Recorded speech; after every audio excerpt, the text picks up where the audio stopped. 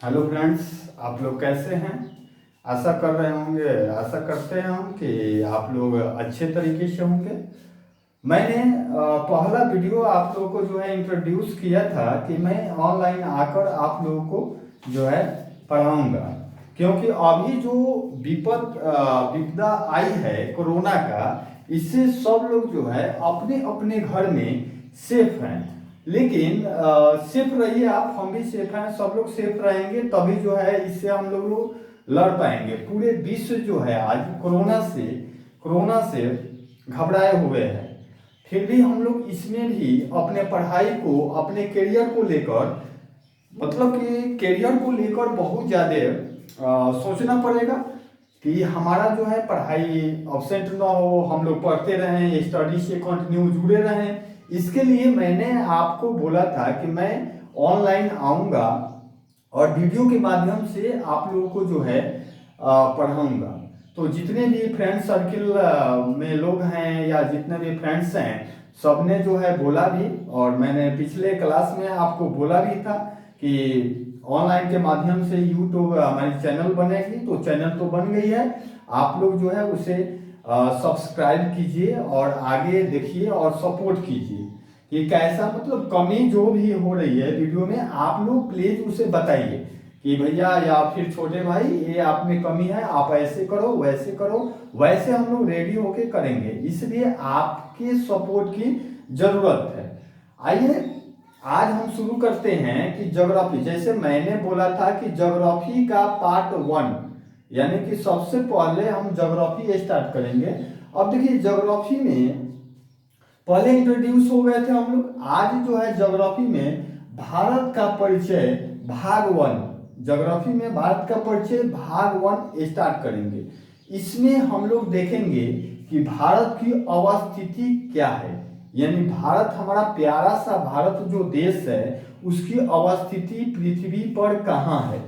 दूसरा पॉइंट हम लोग डील करेंगे कि भारत में मानक रेखा जो है, जिसे समय का निर्धारण किया जाता है, उसकी अवस्थिति भारत में क्या है। तो आइए हम लोग वीडियो स्टार्ट करते हैं और आगे देखते हैं कि कैसे जो है भारत की अवस्थिति निर्धारित की गई है और कहाँ भारत की अवस्थिति है। तो देखिए सबसे पहले मैं एक बात बोला था कि आप लोग पेन डाउन भी कर सकते हैं। तो जहां पर भी आपको लगे कि वीडियो को पॉज करना है, वहां पॉज करके आप देख सकते हैं और पेन डाउन कर सकते हैं। आइए पहले सबसे पहले हम समझते हैं कि पृथ्वी की आकृति कैसी है। तो सबसे पहला पॉइंट हमारा आता है कि भारत जो देश है तो पृथ्वी पर है, पृथ्वी पर पूरी दुनिया है। तो आइए देखते हैं पहला पॉइंट, पृथ्वी की आकृति। पृथ्वी की आकृति, तो सबसे पहले हम देखेंगे कि पृथ्वी की आकृति। अब देखिए सबसे पहले हम लोग जो सोचते हैं कि पृथ्वी हमारी टोटल राउंड यानी गोल है, तो ऐसा बात नहीं है। पृथ्वी हमारी कैसी है, अंडाकार है। पृथ्वी की आकृति कैसी है, सबसे पहले यहाँ पर हम लिख लेंगे अंडाकार है। अंडाकार है यानी कि गोल रहते हुए भी वे एक टाइप में है। पृथ्वी गोल रहते हुए भी एक टाइप में है। अब देखिएगा कि पृथ्वी की आकृति अंडाकार है। इस पृथ्वी पर एक हमारा देश आता है, इस पृथ्वी पर भारत है। और भारत जो है, हम जानते हैं कि भारत हमारा देश जो है एशिया महादेश में पड़ता है। भारत हमारा कहाँ है, एशिया महादेश में।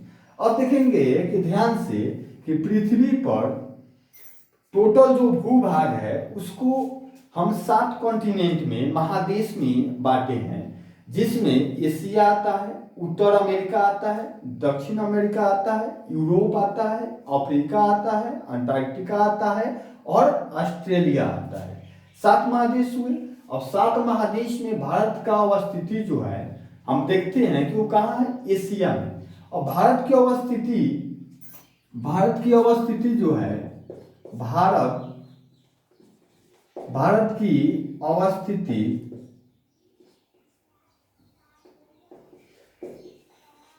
भारत की अवस्थिति आपका देखेंगे तो भारत की अवस्थिति कहाँ है। अभी हम कॉन्टिनेंट टाइप में बता रहे हैं, तो भारत की अवस्थिति सबसे पहले एशिया में है। कहाँ है, एशिया में। और एशिया में भी भारत की अवस्थिति एशिया में भी देखेंगे तो हमारा दक्षिण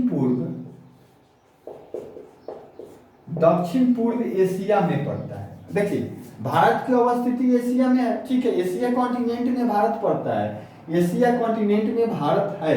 एशिया में भारत की अवस्थिति जो है वो दक्षिण पूर्व एशिया में अवस्थित है, दक्षिण पूर्व एशिया में अवस्थित है।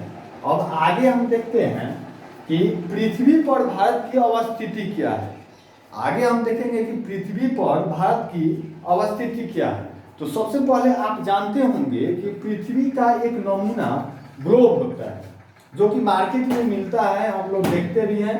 तो ग्लोब क्या है कि ग्लोब जो होता है वो पृथ्वी का एक नमूना है जिस पर दर्शाया गया है सब देश कंट्री को, सब कॉन्टिनेंट को दर्शाया गया है, महासागर को दर्शाया गया है, पर्वत को दर्शाया गया है, उसको बताया गया है कि ये कंट्री आपका यहाँ है। उसे ही हम क्या कहते हैं, ग्लोब कहते हैं।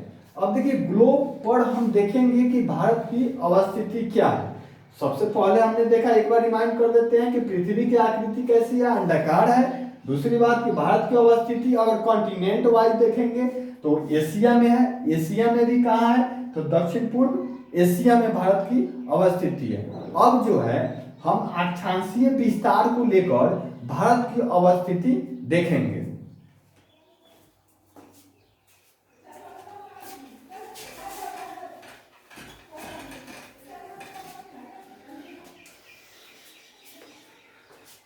फ्रेंड्स देख रहे हैं हम लोग, जैसे कि मैं एक पृथ्वी का नमूना आपको बना रहा हूं। जैसे कि मान लेते हैं कि पृथ्वी हमारी जो है वो इस आकार की है, ठीक है, इस आकार की हमारी जो है पृथ्वी है, पृथ्वी का आकार है। अब देखिएगा कि सबसे पहले ज्योग्राफी में मैंने बोला था कि मैप जो है वो आपको देखना पड़ेगा या ग्लोब रखना पड़ेगा पढ़ने के लिए, ताकि आप जो है बेहतर तरीके से समझ सके। जब एक चीज को आप समझ जाते हैं तो वो जब एग्जाम्स में पूछे जाते हैं सवाल तो आप उसे बना देते हैं। अब देखिएगा आप पेन डाउन कर रहे होंगे तो जो बात हमारी इंपॉर्टेंस बोल रहे होंगे उसको आप पेन डाउन कर लीजिएगा। ये पृथ्वी का नमूना है, मान लीजिए कि उतने फिगर बढ़िया नहीं है फिर भी आपको मैनेज करना है प्लीज। अब देखिए ये है। अब देखिएगा कि इस पृथ्वी को ऊपरी भाग को इसको नॉर्थ पोल बोलते हैं और इसको हम साउथ पोल बोलते हैं। पृथ्वी के देखिएगा ये आपका जो है पश्चिम है और ये पूरब है, बीचों बीच एक रेखा गुजरती है, बीचों बीच एक रेखा गुजरती है जिसे 0 डिग्री या विषुवत रेखा हम कहते हैं, विषुवत रेखा कहते हैं, विषुवत रेखा कहते हैं। और ये विषुवत रेखा जो है आप ध्यान से देखिएगा कि पृथ्वी को 2 भागों में डिवाइड कर रही है। इसके ऊपर वाले भाग को, इसके ऊपर वाले भाग को उत्तरी गोलार्ध कहते हैं, उत्तरी गोलार्ध, और तक नीचे वाले भाग को हम कहते हैं दक्षिणी गोलार्ध।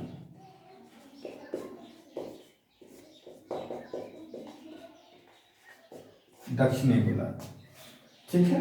तो आप यहाँ पर एक देख लीजिएगा अक्षांशीय विस्तार, हमारा पॉइंट चलेगा क्या, अक्षांशीय विस्तार, अक्षांशीय विस्तार, अक्षांशीय विस्तार हम देख रहे हैं। वैसे अक्षांशीय विस्तार और देशांतर जो विस्तार है उसको जो है वर्ल्ड ज्योग्राफी में बेहतर तरीका से आपको बता दिया जाएगा।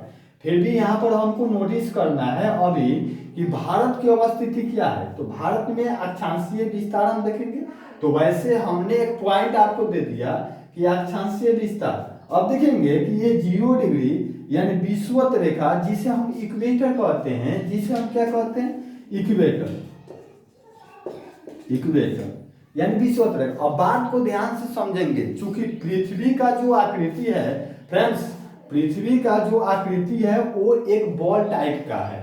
तो मान लीजिए कि ये तो सब काल्पनिक अक्षांश रेखाएं जो भी हैं, और मान लीजिए ऊपर में 90 है, नीचे में 90 है, इसको विस्तार रूप से वर्ल्ड ज्योग्राफी में मैं बताऊंगा। तो ये सब काल्पनिक रेखाएं हैं जो पृथ्वी के बीच से गुजर रही है। ये सबसे बड़ी एक रेखा है, अक्षांश रेखा है जिसको हम कहते हैं इक्वेटर, या हिंदी में उसे कहते हैं विषुवत रेखा। यह पृथ्वी को दो पार्ट्स में बांटती है। ऊपर वाले पार्ट्स को उत्तरी गोलार्ध कहते हैं और नीचे वाले पार्ट्स को दक्षिणी गोलार्ध कहते हैं। अब आगे जब बढ़ते हैं तो हम लोग देखते हैं कि भारत का जो विस्तार है, भारत का विस्तार सबसे पहले उत्तरी गोलार्ध में, हमारा प्यारा सा भारत यहाँ पर है। प्यारा सा भारत का अवस्थिति जो है उत्तरी गोलार्ध में है। पहले हम कॉन्सेप्ट से समझेंगे। भारत का अवस्थिति हम बता रहे हैं आपको। तो भारत का जो विस्तार है, क्षेत्रफल का विस्तार है इक्वेटर के ऊपर में, यानी जब इक्वेटर के ऊपर में है इसका मतलब क्या है कि उत्तरी गोलार्ध में है। ठीक है, क्लियर। अब ऊपर से देखेंगे तो ये जो रेखा थी हमारी विषुवत रेखा। अब देखिए, अब हमारी नॉर्थ पोल को साउथ पोल से मिलाने वाली एक रेखा ऊपर से नीचे गुजरेगी जो नॉर्थ पोल को साउथ पोल को मिलाएगी। ध्यान रहना चाहिए एक ही बात, कॉन्सेप्ट क्लियर, कि देखिएगा इक्वेटर भी जो है एक सर्किल का निर्माण कर देगा, पृथ्वी पर एक सर्किल का निर्माण कर देगा। यानी कि अगर मान लीजिए कि ये बॉल है तो आप ध्यान से देखिए कि ऐसे हम घुमाएंगे फिर ऐसे जाएंगे तो एक सर्किल का निर्माण करेगा। तो सबसे बड़ा वृत्त का निर्माण जो करता है वो इक्वेटर है। वैसे ही देशांतर रेखा में सबसे बड़ा वृत्त का अगर कोई निर्माण करेगा तो वो क्या होगा, आपका मुख्य यामोत्तर रेखा होगी। ये मुख्य यामोत्तर रेखा जो है पृथ्वी को दो पार्ट में ये भी बांटता है। तो इसको देखिए, ये पूरब साइड यानी कि मुख्य यामोत्तर रेखा जो होती है, इसके अगर हम दाएं साइड में जाते हैं तो पूरब हो जाएगा, इसके दाएं साइड में हम क्या होगा पूरब, और बाएं साइड में क्या होगा पश्चिम। पश्चिम, ठीक है। तो इसके मुख्य यामोत्तर रेखा ये देशांतर रेखा है, देशांतर रेखा के मुख्य देशांतर रेखा, इसके अगर दाएं साइड में हम जाते हैं तो पूरब हो जाएगा और बाएं साइड में जाते हैं तो पश्चिम। अब भारत की अवस्थिति, अब ध्यान से देखेंगे कि भारत की अवस्थिति कहाँ है, किस गोलार्ध में है। तो सबसे पहले भारत की अवस्थिति यहाँ पर मैं राइट कर रहा हूं, आप देखिएगा थोड़ा सा पॉइंट। ये इक्वेटर था, यहां भी देख लेंगे इक्वेटर, ठीक है। अब आइए एक नंबर पॉइंट हम लिखेंगे कि भारत की अवस्थिति कहाँ है, यानी कि पृथ्वी पर भारत की अवस्थिति कहाँ है। तो भारत की अवस्थिति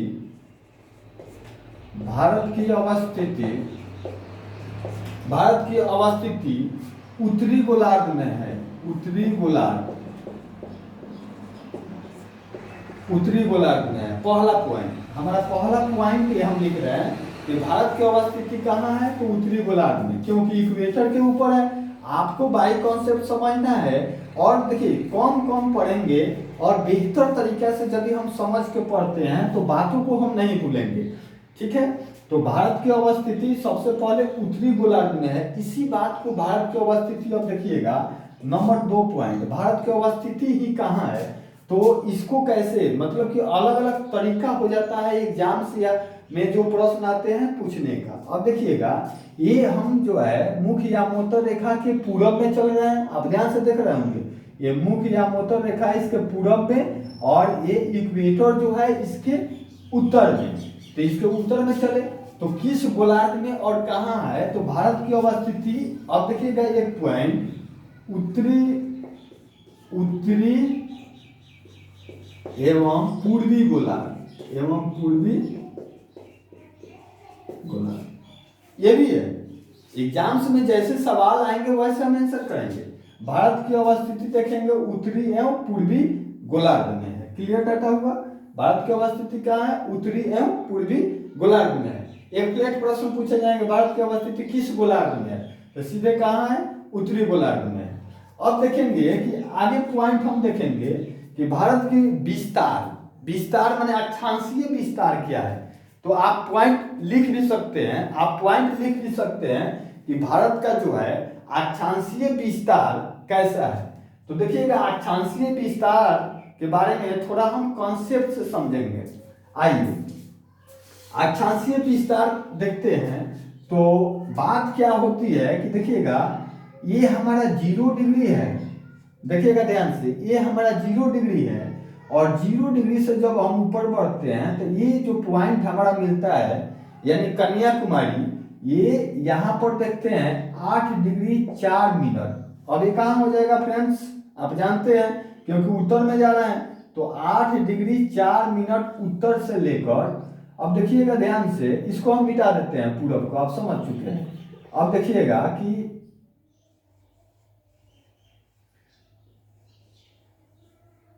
लगभग ये भारत है, मान लेते हैं 8 डिग्री 4 मिनट से लेके, ये क्या है, अक्षांश रेखा है। ये जो 8 डिग्री 4 मिनट है अक्षांशीय विस्तार मैं बता रहा हूं, भारत का अक्षांशीय विस्तार।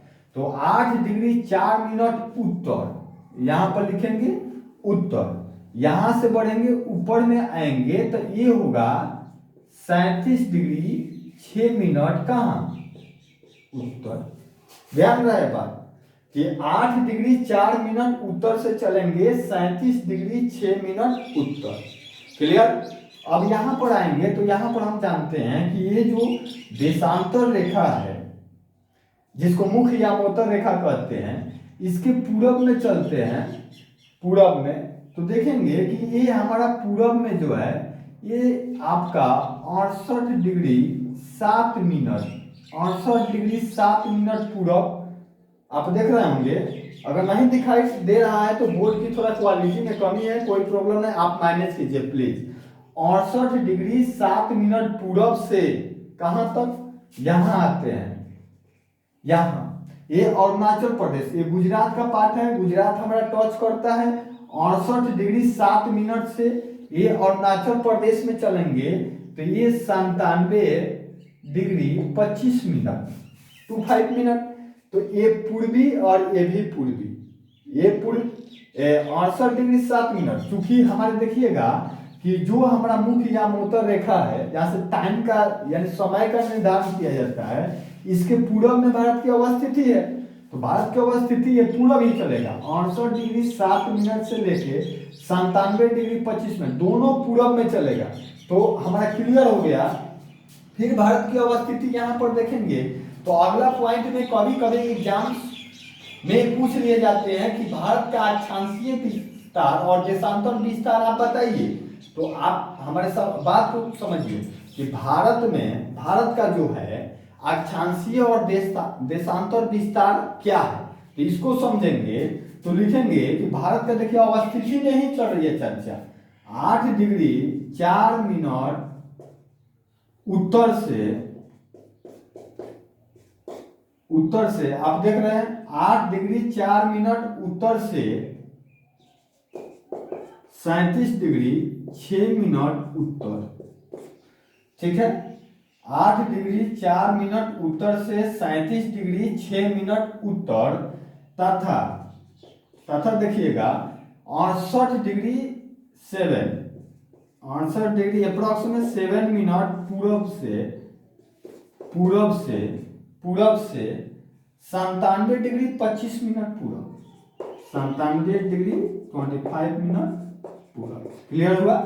तो अब देखिए हमने क्या सीखा, सबसे पहले भारत की अवस्थिति में हमने क्या सीखा, एक बार रिमाइंड करते हैं। भारत की अवस्थिति जो है विषुवत रेखा के ऊपर में है, इसलिए उत्तरी गोलार्ध में है, और मुख्य यामोत्तर रेखा के पूरब में है, इसलिए पूरब, यानी उत्तर और पूरब, ऊपर में जाएंगे उत्तर और इधर जाएंगे पूरब, उत्तर और पूर्वी गोलार्ध में भारत की अवस्थिति है। तो सवाल कैसे कैसे बनते हैं, एक सवाल बनेगा यहाँ पर ध्यान देंगे कि भारत की अवस्थिति क्या है, तो सीधे ऑप्शन रहेंगे उत्तरी गोलार्ध, दक्षिणी गोलार्ध वगैरह, तो हम उत्तरी गोलार्ध में मार देंगे, जैसा ऑप्शन रहेगा वैसे काम करेंगे। आगे देखिएगा कि भारत की अवस्थिति किस गोलार्ध में है, तो सीधे लिखेगा, अगर ये नहीं देगा उत्तरी और पूर्वी गोलार्ध, यहाँ पर टिक कर देंगे। भारत की अवस्थिति हम देख लेंगे पृथ्वी पर, तो इसका जैसे कहेगा कि देशांतर और अक्षांशीय विस्तार आप बताइए, तो यहां से याद रखेंगे 8 डिग्री 4 मिनट उत्तर से 37 डिग्री 6 मिनट उत्तर, 8 डिग्री 4 मिनट उत्तर से 37 डिग्री 6 मिनट उत्तर तथा 68 डिग्री 7 मिनट पूरब से 97 डिग्री 25 मिनट पूरब। तो यहां तक हमारा डाटा क्लियर हुआ, यहां तक हम समझ गए। आप फिर से एक बार अगर आपको प्रॉब्लम हो रही है तो वीडियो को पॉज करके आप देख सकते हैं। देखिए ज्योग्राफी में क्या है, पहले भी मैंने बोला था कि मैप लेकर, और मान लीजिए आपके पास एक ग्लोब होगा या नहीं होगा तो आप मार्केट से ले लीजिएगा या फिर सहारा लीजिए, कॉन्सेप्ट से समझना है। यही कॉन्सेप्ट आपका जब क्लियर होगा तो देखिए छोटी छोटी चीज को कॉन्सेप्ट से समझते हैं तो क्लियर हो जाता है। अब हम लोग यहाँ तक आ गए।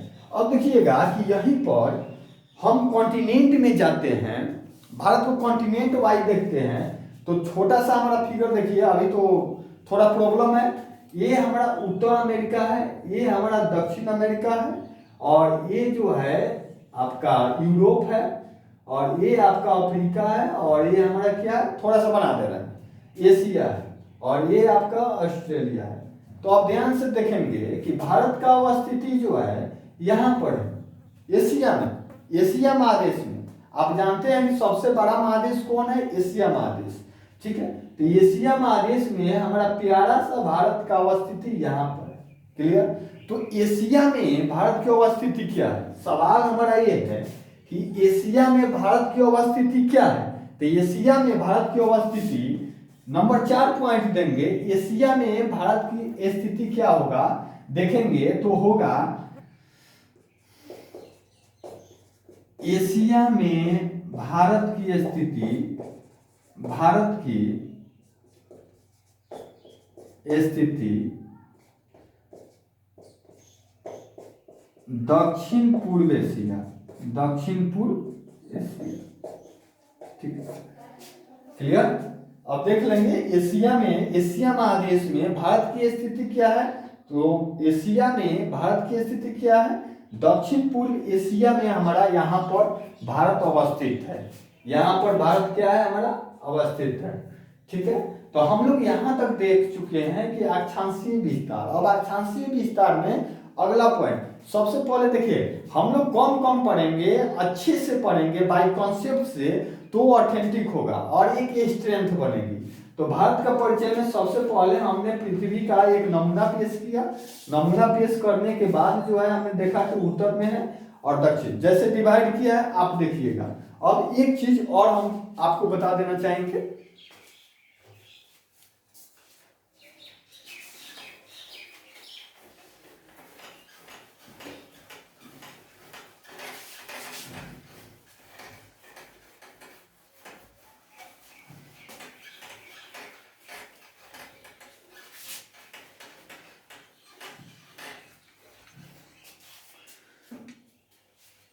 देखेंगे फ्रेंड्स, अगला हमारा पॉइंट है, जैसे कि भारत की अवस्थिति हमारा एक पॉइंट क्लियर हो गया, आप समझ गए होंगे हम आशा करते हैं।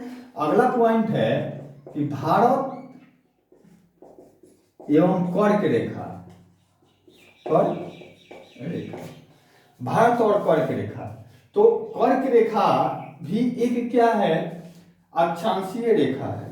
तो हम सबसे पहले हम देखते हैं, थोड़ा सा इसको समझते हैं कि ये हमारी पृथ्वी है, बीच से इक्वेटर, बीच से इक्वेटर गुजर रहा है, और इक्वेटर के ऊपर में 23.5 डिग्री, 23.5 डिग्री जब हम नॉर्थ में जाते हैं और 23.5 डिग्री जब हम साउथ में जाते हैं। बात को समझना है, इक्वेटर के ऊपर में, चूंकि देखिए ये 0 है तो 1 2 3 4 5 ऐसे करके 23.5 डिग्री ऊपर आ जाएगा, और नीचे 1 2 3 4 करके 23.5 डिग्री नीचे। तो ये जो है, ये रेखा जो है आप ध्यान से देखिएगा, वैसे वर्ल्ड ज्योग्राफी में क्लियर मैं और बेहतर तरीका से करूंगा। इसे कहते हैं मकर रेखा, इसको हम कहते हैं मकर रेखा। 23.5 डिग्री साउथ को कहते हैं मकर रेखा, और 23.5 डिग्री नॉर्थ को कहते हैं कर्क रेखा, कर्क रेखा। क्लियर हुआ डाटा। तो अब देखिएगा कि भारत का अवस्थिति हमने तो बताया था, आप देखिएगा ध्यान से कि यही भारत की अवस्थिति है, ये आपका इक्वेटर के ऊपर से जो गुजर रहा है भारत की अवस्थिति। तो ध्यान से देखेंगे कि यही कर्क रेखा भारत को 2 पार्ट में बांटती है। कर्क रेखा जो है 23.5 डिग्री नॉर्थ में जो एक रेखा, अक्षांश रेखा गुजरती है, वो भारत को 2 पार्ट में बांटती है, ठीक है। तो अब यहां से हमारा फिगर तो आप समझ गए कि इक्वेटर है, इक्वेटर के ऊपर 23.5 डिग्री जो गुजरता है उसे कर्क रेखा, और 23.5 डिग्री नीचे जो गुजरता है उसे मकर रेखा। और हमारा पॉइंट अभी क्या है, भारत एवं कर्क रेखा। तो ये जो रेखा है कर्क रेखा भारत के 8 राज्य से गुजरेगा और यही कर्क रेखा जो है दुनिया के 18 देश से गुजरेगा। आप सुन लीजिए ध्यान से, आप पेन डाउन एक एक पॉइंट को कीजिएगा।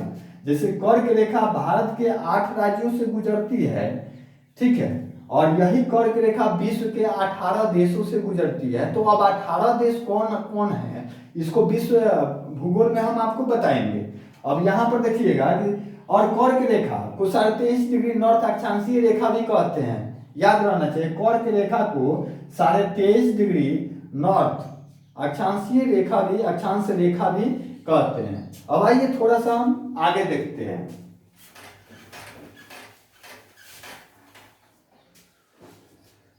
एक देखते हैं कि भारत इंडिया का मैप हम बनाते हैं, उस पर कर्क रेखा को गुजारते हैं और आपको बताते हैं। देखिएगा ध्यान से, उतना अच्छा मैप नहीं बनेगा, फिर भी मैनेज कीजिए।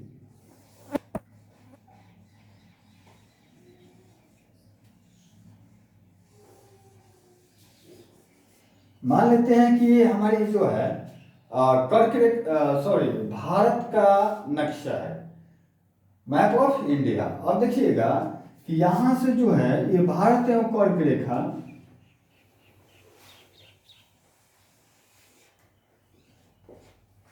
यही हमारी है, यहां से 2 राज्य हैं हमारे। अब देखिएगा यही जो है भारत की कर्क रेखा है। अब देखिएगा कर्क रेखा, सबसे पहले हम कर्क रेखा के बारे में लिखना चाहेंगे, तो आप ध्यान से पेन डाउन कीजिएगा, ठीक है, कि कर्क रेखा एक अक्षांशीय रेखा है जो 23.5 डिग्री नॉर्थ से गुजरती है। पहला पॉइंट, कर्क रेखा एक अक्षांशीय रेखा है जो 23.5 डिग्री नॉर्थ से गुजरती है। अगला पॉइंट लिखेंगे कि यह दुनिया के 18 देशों से गुजरती है। कर्क रेखा दुनिया के 18 देशों से गुजरती है। आगे कर्क रेखा में लिखेंगे पॉइंट में, कर्क रेखा भारत के 8 राज्यों से गुजरती है। अगला पॉइंट में हम लिखेंगे कि कर्क रेखा भारत को 2 भागों में बांटती है। भारत को 2 भागों में बांटती है, ठीक है। आगे हम लिखेंगे कि कर्क रेखा भारत को 2 भागों में बांटती है।